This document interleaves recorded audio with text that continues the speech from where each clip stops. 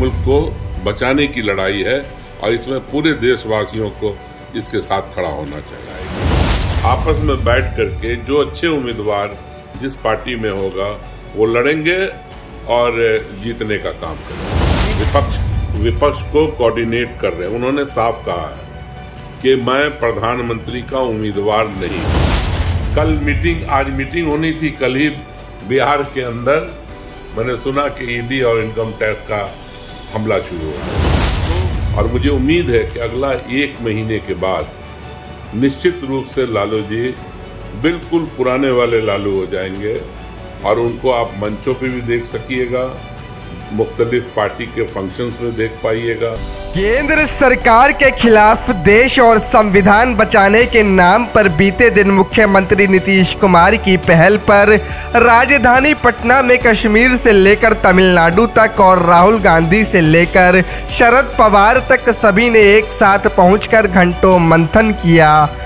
विपक्षी एकजुटता की तस्वीर सामने आने के बाद कई लोग इसे आगामी चुनाव से पहले विपक्ष की बड़ी जीत बता रहे हैं, तो वही कुछ सवाल भी है जो उठेंगे।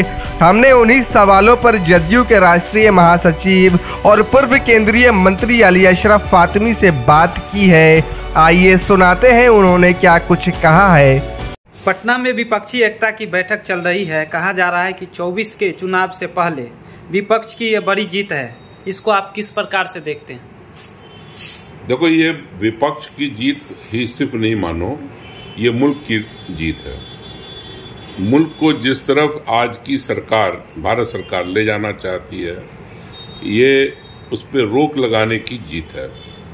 हिंदुस्तान के अंदर प्रजातंत्र को बचाने की जीत है।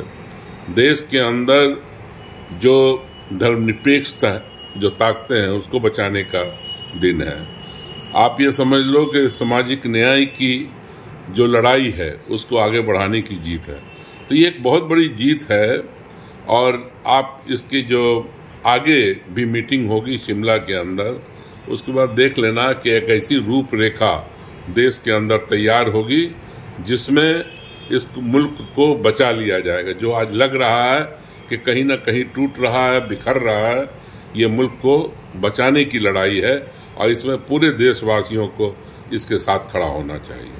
साझा उम्मीदवारी का मुद्दा इस बैठक का मुख्य एजेंडा बताया जा रहा है। ऐसे में क्या लगता है, कांग्रेस जैसी बड़ी पार्टी समझेगी? देखिए, इस मुल्क के अंदर नेशनल पार्टी तो कांग्रेस ही है अगर आप देखें, और कम्युनिस्ट पार्टी अभी फिलहाल क्या हाल है मुझे नहीं मालूम, लेकिन वो भी नेशनल पार्टी होती थी। लेकिन अगर बड़े तौर से देखो तो देश के अंदर अभी जो सबसे बड़ी पार्टी है जो विपक्ष के साथ आज आई है उसमें कांग्रेस है। कांग्रेस की मुश्किलें तो हर स्टेट में अलग अलग तरह से सामने आएगी और चूंकि रीजनल पार्टियां हैं और हर स्टेट में अलग अलग है। अब जनता दल यू और आरजेडी मजबूत है बिहार के अंदर, तो यहाँ कांग्रेस कमजोर है। उसी तरह से उत्तर प्रदेश के अंदर समाजवादी पार्टी मजबूत है, जो आज महागठबंधन की रूपरेखा शक्ल नजर आ रही है। इसी तरह से ममता दीदी मजबूत हैं। आप चले जाइए वेस्ट बंगाल के अंदर, शरद पवार की अपनी ताकत है महाराष्ट्र के अंदर। तो ये तो आपस में बैठ करके राज्य और दूसरे राज्य, तीसरे चौथे, हर राज्य की अलग रणनीति होगी। अब आम आदमी पार्टी भी इसमें शामिल हुई है, तो वो दिल्ली के अंदर और पंजाब के अंदर ताकतवर है, तो 2 चीफ मिनिस्टर हैं उसके। तो ये होगा और इसमें मैं नहीं समझता हूं कि कोई मुश्किल आएगी। आपस में बैठ करके जो अच्छे उम्मीदवार जिस पार्टी में होगा वो लड़ेंगे और जीतने का काम करेंगे। नीतीश कुमार की मुहिम रंग ला चुकी है। सभी बड़े विपक्षी नेता पटना आ गए हैं, तो यह मान लिया जाए कि नीतीश कुमार विपक्ष का चेहरा बनेंगे? विपक्ष को कोऑर्डिनेट कर रहे हैं। उन्होंने साफ कहा है कि मैं प्रधानमंत्री का उम्मीदवार नहीं हूं, बल्कि मेरी जो जिम्मेदारी है इस मुल्क को बचाना, और उस मुल्क को बचाने के लिए मुझसे जो भी योगदान होगा वो मैं करूंगा। तो अब आप कहिएगा कि योग्य कौन है, तो योग्यता में नीतीश कुमार जी इतने दिन चीफ मिनिस्टर रहे हैं, भारत सरकार में मंत्री रहे हैं, योग्य तो वो हर पद के लिए है, प्रधानमंत्री के लिए भी योग्य है, लेकिन उसका वक्त अभी नहीं है। उसका वक्त तब आएगा जब ये महागठबंधन जो बन रहा है, इसका नाम जो भी हो, इस फ्रंट का नाम जो भी पड़े आगे आकर के, इसकी जो अभी तय होगा एक कॉमन एजेंडा, उसके बाद लीडरशिप की जब बात आएगी उस वक्त ये देखा जाएगा कि प्रधानमंत्री कौन। इन सब के साथ सीट बंटवारा बड़ा मुद्दा है, क्या लगता है विपक्ष एकजुट रह पाएगा?